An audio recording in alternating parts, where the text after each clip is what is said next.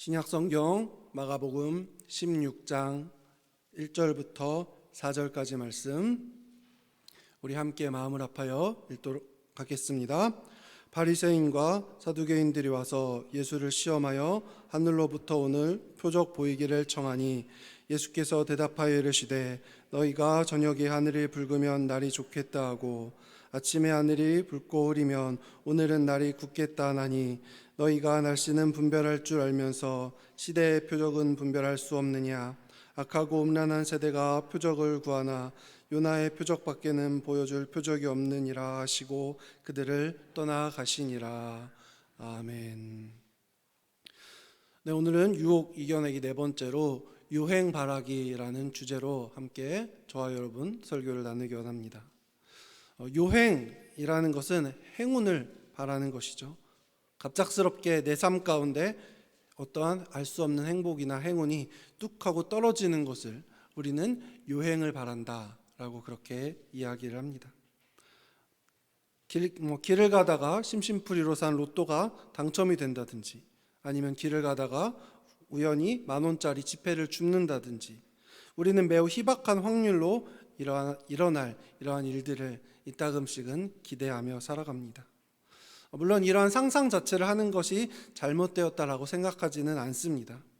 하지만 내 삶 가운데 나는 아무런 노력도 하지 아니하고 가만히 앉아 있어서 주님께서 베풀어 주시는 기적만, 요행만을 기대하는 것은 분명 바른 신앙은 아니다라고 저는 그렇게 생각을 합니다.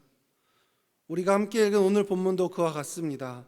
많은 사람들이 예수님에게 기적을 보여달라라고 요구를 하고 있습니다.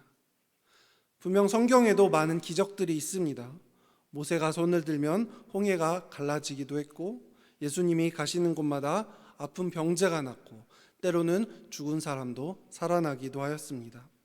어찌 보면 이것이 기적의 한 모습, 다른 말로 표현한 오늘 본문에 있는 걸로 표현을 하면 요행의 한 모습이다라고 저는 그렇게 묵상을 했습니다. 내가 예수님을 잘 믿으면 무조건적으로 내 삶 가운데 기적이 일어나겠지. 행운이 떨어지겠지. 출애굽기에서 홍해가 갈라진 것처럼 내 삶 가운데 어려움이 무조건적으로 갈라지겠지. 물론 예수님을 잘 믿으면 내 삶 가운데 기적은 일어납니다. 하지만 주님은 아무에게나 기적을 허락하지는 않으신다라는 것을 우리는 항상 인지하면서 신앙생활을 해야 할 줄로 믿습니다. 마태복음 20장에는 포도원에서 일하는 사람들에 대한 비유가 기록되어 있습니다. 이른 아침부터 일을 하든 아니면 점심에 와서 일을 하든 오후에 와서 일을 하든 아니면 끝나기 1시간 전에 와서 일을 하든 포도원 주인은 그들에게 한 데나리온씩을 품삯으로 줍니다. 아침부터 뼈 빠지게 일한 사람도 한 데나리온을 받았고요.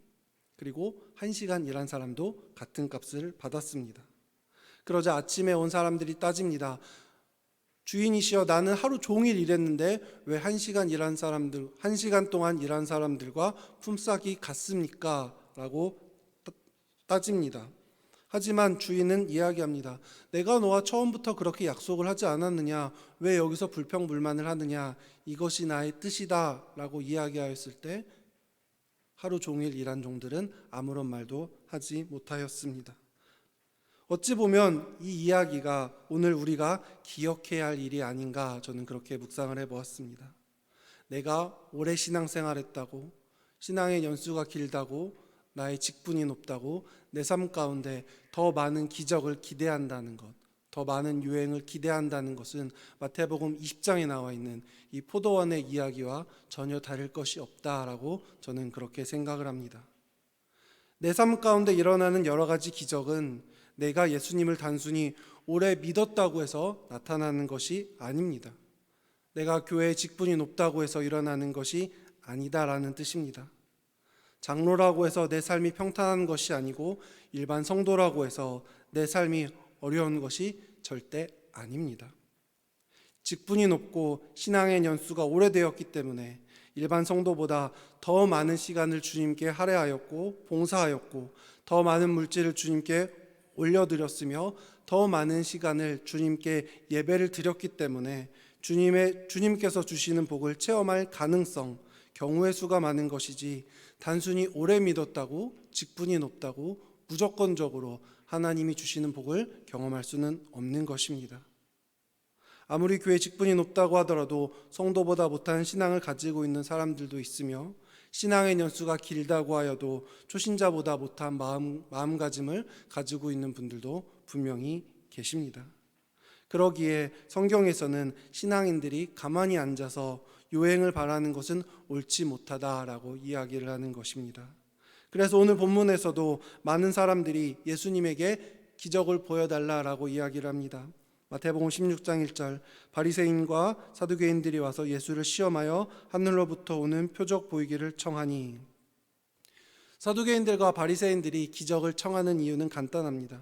앞서 말씀드린 것처럼 그들 삶 가운데 뭔가 재미있는 것을 원하기 때문이에요. 짜릿한 재미를 원하기 때문입니다. 야구 경기도 9회 말 투아웃에 말로 홈런을 쳐서 역전하는 것이 가장 재미있는 경기가 되는 것처럼, 지금 무료한 내 삶 가운데 뭔가 예수라는 청년이 재미있는 것을 보여주기 원한다라는 것입니다. 무엇인가 짜릿한 것을 나에게 선사해 주기 원한다라는 것입니다. 공연장에서 공연을 보는 것처럼, 콘서트가 다 끝나고 앵콜 공연을 외치는 것처럼, 뮤지컬이 다 끝나고 커튼콜의 공연을 원하는 것처럼, 무엇인가 내 삶 가운데 더 재밌는 것을 더 내놓아라, 내가 노래 한 곡이라도 더 듣고 싶다, 짤막한 오페라라도 하나 더 듣고 싶다라고 이야기하는 것과 마찬가지입니다.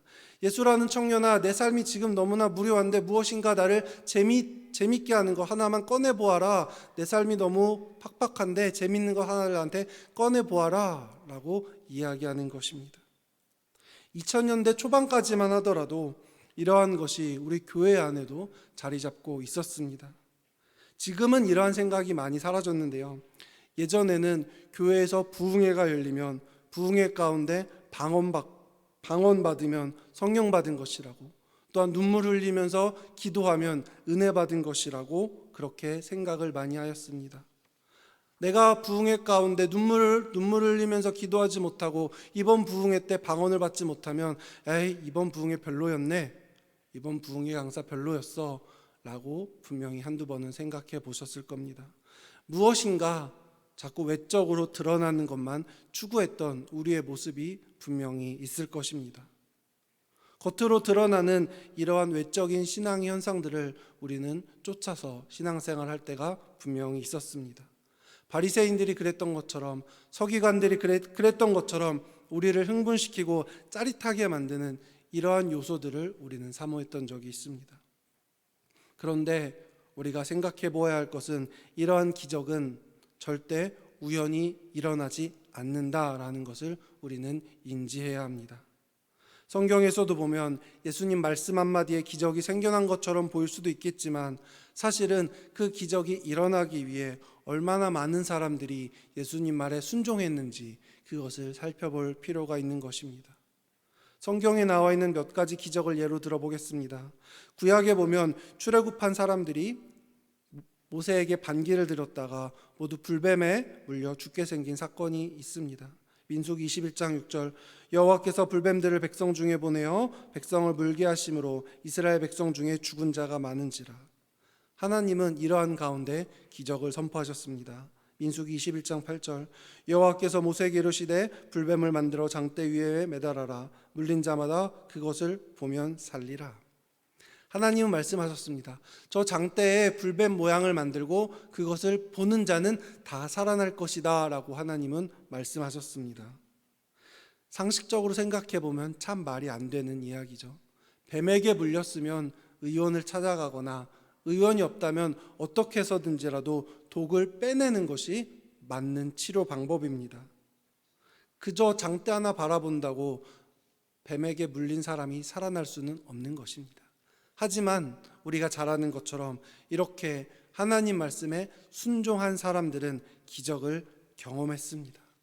즉, 나의 생각을 내려놓을 때 우리는 주님의 기적을 경험할 수가 있는 것입니다. 우리가 세상에서 돈을 벌고 싶으면 쉬지 않고 일해야 합니다. 권력을 얻고 싶으면 돈을 쓰면서 쉬지 않고 높은 사람들과 연줄을 놓아야 합니다. 하지만 하나님은 그렇게 말씀하시지 않습니다. 구약에서도 예를 들었으니 제가 신약에서도 한 가지 예를 들어보겠습니다. 마태복음 14장 29절, 오라 하시니 베드로가 배에서 내려 물 위로 걸어서 예수께로 가되. 우리가 잘 아는 장면이죠. 베드로가 물 위를 걷는 장면입니다. 일반 사람은 절대 맨발로 물 위를 걸을 수 없습니다. 하지만 베드로는 이런 놀라운 기적을 체험하였습니다. 하지만 얼마 지나지 않아 베드로는 다시 물에 빠지게 되었습니다. 그리고 물에 빠진 베드로에게 예수님은 이렇게 말씀하십니다. 마태복음 14장 31절, 예수께서 즉시 손을 내밀어 그를 붙잡으시며 이르시되 믿음이 작은 자여 왜 의심하였느냐 하시고. 즉 기적의 포인트는 우리가 얼마나 하나님을, 예수님을 신뢰하느냐에 달려있다라는 것입니다. 우리의 삶 가운데 하나님을 신뢰할수록, 예수님을 믿을수록 기적이 나타난다라는 것입니다.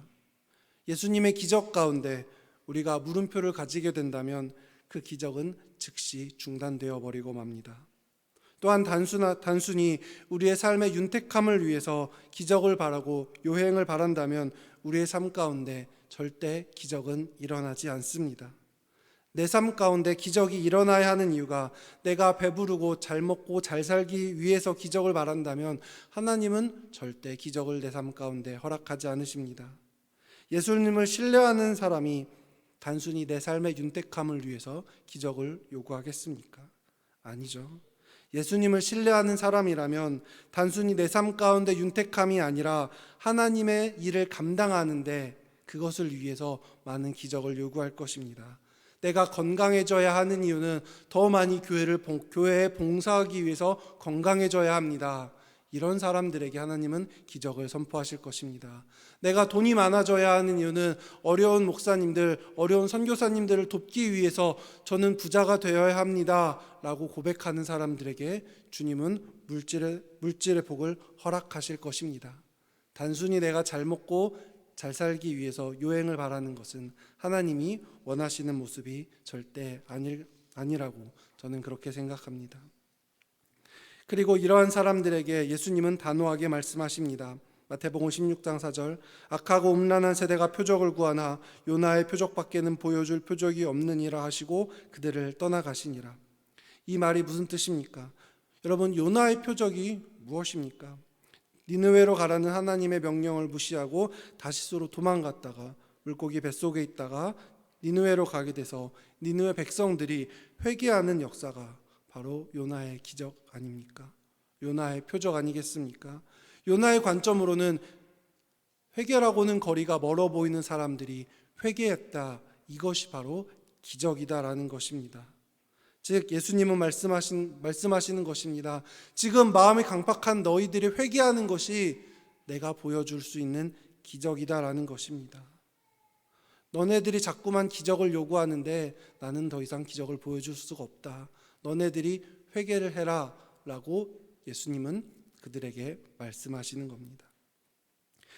음악도 제대로 모르는 제가 수천만 원짜리 악기를 사용하여 세계 최고 음악 연주가들이 연주하는 그런 공연에 만약에 S석에서 제가 음악을 감상해 본다고 상상해 보시기 바랍니다.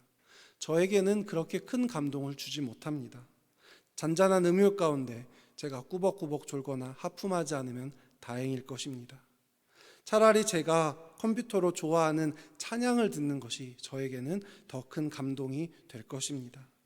즉 자신들이 무슨 말을 하고 있는지도, 무슨 행동을 하고 있지도 모르는 사람들에게 기적을 보여줄 이유가 없다라는 것입니다. 그저 죄를 짓고 있는 너희들이 회개를 하는 것이 내가 보여줄 수 있는 가장 큰 기적이다 라고 말씀하시면서 예수님은 그 자리를 피하고 계신 것입니다. 실제로 출애굽 당시 모세가 바로에게 10가지 재앙을 하나님의 능력으로 보여줍니다. 하지만 10가지 재앙이나 보았으나 바로 왕의 마음은 변하지 않았습니다. 즉 내 눈앞에 기적이 펼쳐진다 하더라도 받아들일 준비가 되지 않으면 그 기적은 아무런 의미가 없다라는 것입니다. 10가지의 놀라운 기적 혹은 저주라고 말할 수 있겠지만 그것을 경험한 바로 왕이었지만 그의 최후가 어찌 되었습니까? 갈라진 홍해, 하나님의 기적으로 그는 죽임을 당하게 된 것입니다. 10가지 기적이나 경험을 했음에도 불구하고 마음의 준비가 되지 않는 바로왕에게 온 것은 죽음뿐이었습니다. 예수님도 같은 생각이셨습니다. 여기서 기적이 보여진다고 한들 바리새인들아, 서기관들아, 너네들이 이 기적이 무슨 의미인지 알겠느냐? 라고 생각하셨기 때문에 이렇게 말씀을 하신 겁니다. 컴퓨터를 통해 음악을 듣는 게 더 저에게는 큰 즐거움이 됐던 것처럼 지금 그들에게 기적을 보여줄 필요가 없었다라는 것입니다. 이러한 모습 가운데 우리의 신앙생활을 한번 되돌아보기 원합니다. 우리가 신앙생활을 한다고 말하고 있지만 주님 보시기에 2000년 전의 종교 지도자들과 우리의 모습은 전혀 다를 것이 없다라는 것입니다. 예수님께서 말씀하신 것처럼 이 시대에 나타날 수 있는 기적은 바로 우리가 회개하는 기적밖에 없다라는 것입니다. 우리가 우리의 삶 속에서 기적이 나타나길 바란다면 현재 우리의 삶의 모습을 되돌아볼 필요가 있습니다.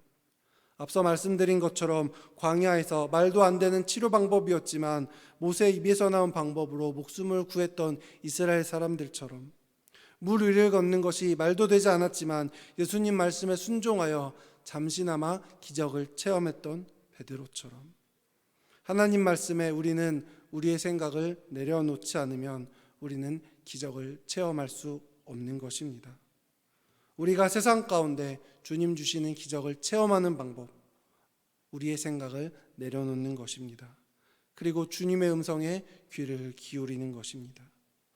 언제 떨어질지 모르는 사과를 바라보면서 그 사과나무 아래에서 사과가 떨어질 때까지 기다리는 것은 너무나 어리석은 행동입니다. 혹시나 사과가 떨어진다 하더라도 내가 잡지 못해서 땅에 떨어지게 된다면 그 사과는 상처 입은 사과가 되고 우리는 그 사과를 먹을 수 없게 되는 것입니다. 사과를 먹으려면 최소한 사다리를 가지고 그 위로 올라가서 사과를 따려고 하는 최소한의 정성은 보여야 합니다. 그래야 그 사과가 나의 손에 들어오게 되는 것입니다. 우리의 인생도 마찬가지입니다. 언제 떨어질지 모르는, 언제 벌어질지 모르는 기적을 무작정 그저 요행바라는 것처럼 기다리기보다는 하나님의 바짓가랑이라도 붙잡고 신앙생활하면서 그분이 보여주시는 기적을 기다려야 하는 줄로 믿습니다. 이제 설교를 마무리하겠습니다. 기적, 크리스찬에게는 분명히 기적은 열립니다. 하지만 그 기적을 체험할 수 있는 사람은 주님의 음성에 귀를 기울이는 사람입니다. 그런 사람만이 주님이 주시는 기적을 체험할 수 있는 것입니다. 내 인생에 편안함만을 위해 기적을 추구하는 우리 성도님들이 아니라 더 큰 관점으로 하나님 나라의 확장을 위해 기적을 체험하는, 또한 내가 원하는 것을 주님께 구하는 성도님들이 되시길 주님의 이름으로 축원합니다. 아멘.